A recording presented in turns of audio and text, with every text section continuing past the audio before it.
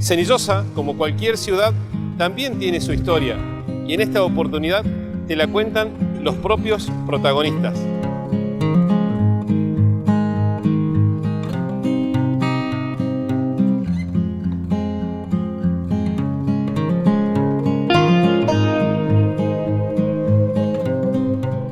En los 80 se formó un grupo, el grupo Paif, un grupo de rock con gente soñadora, jóvenes de la ciudad, donde motivados por la música, por la electrónica, por aquellas guitarras eléctricas, decidieron comprar instrumentos y formar este grupo, el grupo Paif. Ellos mismos te van a explicar qué quiere decir. Y en aquellos años existían bailes populares donde ellos tocaban y participaban. Pero esta historia te la van a contar ellos mismos. Y formamos parte de esa sangre de tanto tiempo, ¿no? Por allá del 87, invierno del 87, que nos empezamos a juntar con Luis Teacher Aravena a armar un grupo musical en Cenillosa, precisamente un grupo de música joven en ese entonces, y era bastante difícil para la tarea que teníamos adelante porque para todos los que recuerdan esos años, acá no habían casas de música en Neuquén, había que viajar a Buenos Aires, bueno, armarse de instrumento porque había que usar electricidad, guitarras eléctricas, bajo eléctrico, baterías de buen sonido y aparte de tener a los músicos. Allí empezó nuestra aventura. Así que bueno, está Mario que diríamos que es el heredero porque Teacher y Raúl el Cabezón, hermanos que hoy no están, pero seguramente en el recuerdo. Fueron los que hicieron Paif. Fundadores. Son los fundadores, fueron ellos. Ellos fueron los que Y hicieron. usted es el heredero. El heredero. Que Sí, también tocaste ahí en Paif. claro, formé parte también de Paif. En su momento sacábamos una... lastimosamente por ahí no hay tanta fotografía, porque en aquel entonces, como dicen los muchachos acá, el que tenía cámara de sacar fotos era... Era millonario. Así que Che, recién pará, estábamos reanudando un poco de historia de cuando yo me Pasando sumé. la edad que tenés. Vos calculá que la foto en esa época, ¿te acordás que era con los cuadraditos esos, los flashes? Claro. Era para 4 fotos. Y yo me sumé... Sí, que giraba Celular adentro. Y yo me sumé aproximadamente, yo le contaba ahí que una de las anécdotas mías personales, por así decirlo, fue cuando mis hermanos engañaban a mi papá diciendo que iba a acompañar o a ayudar a cargar los equipos y en realidad iba a tocar. Ya tenía 11, 12 años, así que sacábamos una cuenta ahí que como parchaba lugares, porque en realidad ya había un bajista en aquel entonces, pero cuando faltaba por X motivo, bueno, me hacían tocar a mí, yo particularmente... tapaba agujeros en ese entonces. Después oficialicé por allá por el 92, 94, por ahí no me acuerdo. 94. Arrancando primero bajo Bajo el teclado. y después, bueno, empezaron a salir la función de los teclados y arrancamos tocando, me acuerdo, un Casio, que en ese momento era lo más.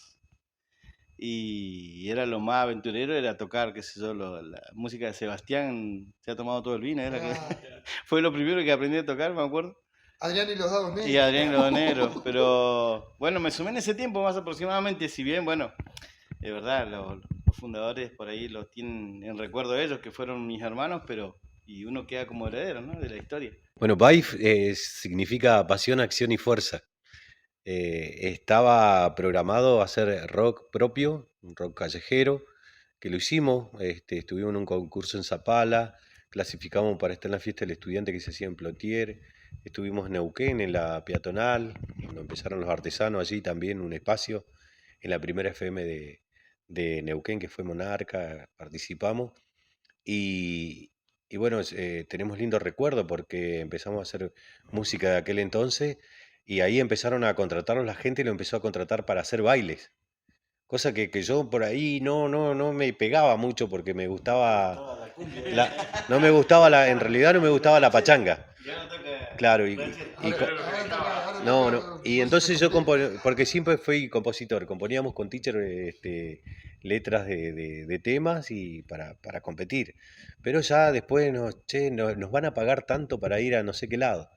Y empezamos, seguramente la gente de Cenillosa recuerda cuando se empezaron a hacer los bailes, en la panadería Pinati afuera, los fin de año, en los playones, por ejemplo, de la Escuela 268, las elecciones de reina, de carnaval, CEPEN 15. CEPEN 15, e inclusive estuvimos en el 99 aniversario de Cenillosa, ahí con... el- 99. sí, Antes antes que que cumpliera 100 y le cambiaran la fecha.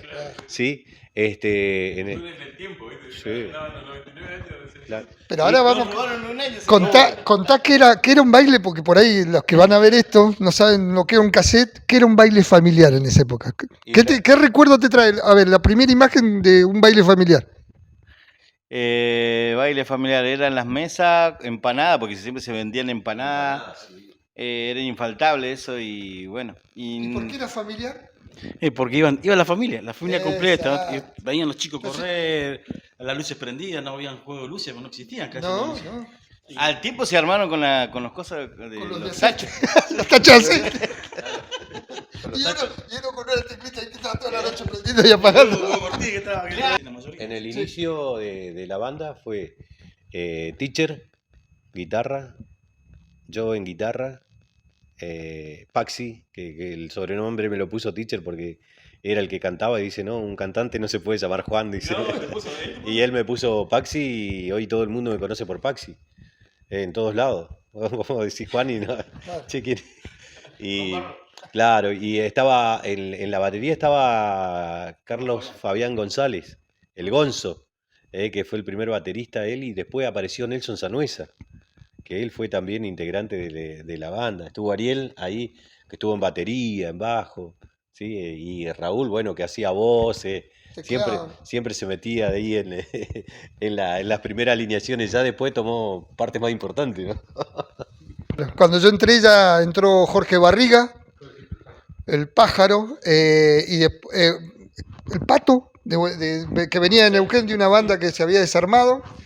Y a último, claro, y el último que entró cuando yo estaba fue Polito Sanuesa, Y Polito también. otro gran valor. O sea que pasaron varios por Paif.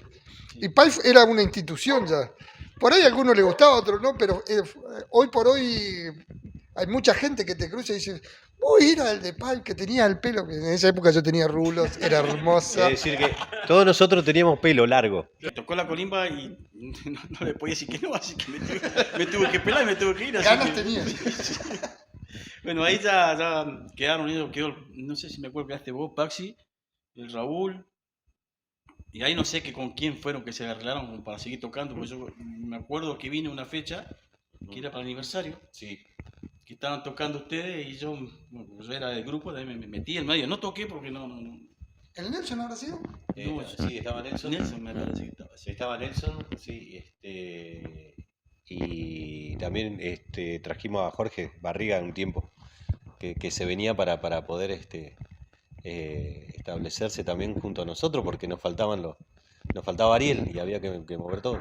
Lo bueno que era que al final el recuerdo que yo tengo de cuando terminaba el baile, que eran como las 6 de la mañana, quedaban los amigos del Del trago. del trago. Sí. Y para ellos le cantábamos en inglés nosotros ya. Claro, yo hablaba, le cantaba canciones de Creed, ¿te acordás? Y los otros Creedence, creían sí. que estaba... El tema Fugitiva que no podía Oh, ¿te faltar. acordás? Fugitiva. Había unos temas que no podían faltar. Vos calculás, el centro, el CEPEN 15 ha estado lleno, la 268. Sí. Cuando se cambiaba la música, en este sentido es, por ejemplo, si tocábamos paso doble, cuarteto y cumbia, sabía que estaba toda la familia, hasta los chiquitos daban vuelta. Empezamos a tocar algo de rock nacional en ese tiempo que estaba de moda y ya estaban los más jóvenes ahí, ¿no? Y después para el final nos faltaban los lentazos también. Claro, Porque- y te lo pedían los que andaban en la trampa, Sí. te Sí. empezaban a hacer la seña, ¿viste? Aparte, muchos se casaron, muchos se juntaron, muchos hicieron familia ahí en esos bailes. Creo que hubo un formato que fue como si bien antes habían músicos que tocaban en el ferrocarril, con el acordeón, guitarras, que era muy, muy, muy folclorista esto. Nunca había aparecido un grupo como apareció Paif con la fuerza de rock, por ejemplo, y guitarras eléctricas y sonido.